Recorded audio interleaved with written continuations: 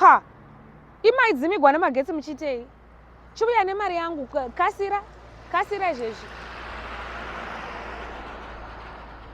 hanti unozviona kata pane zvendoona pano pane zvendoona yezve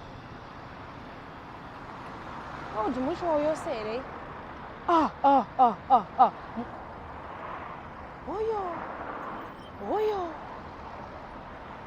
oye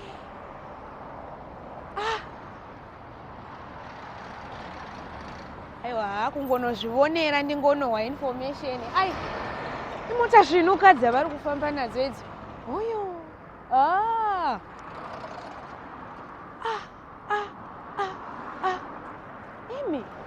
imwe ndamboda kuti choose my car but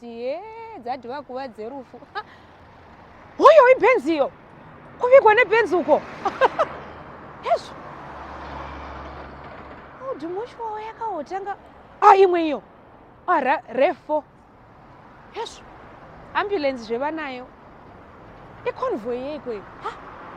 aiwa kana kungovhunza kwakangonaka mwanangu mwanangu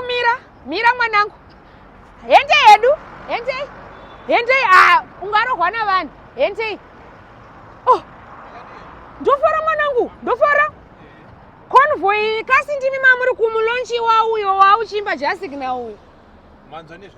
ndawa nezvomulonchiwa ewe old mutual saka pandaona pa ndiri kuti naye veduwe zvari manake saka ndokwende ndichidonovigwa ndiri mugirazi vanhu nyika yese ichiona kuti ndindazorora mahesti nawo Mercedes Benz tamavona mapalata anawo tiri kuti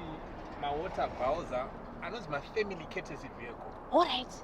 zvakarongeka makaringani handihoda hangu kufa anytime soon but ape ndofa ndoda kuvigwa zviri amazing seizvi zvakatiripo alright asi polisi kunayo ndovuya mwanangu it's a story for another day office yedu panumber 8 5 Avenue mati panumber 8 5 Avenue ipapa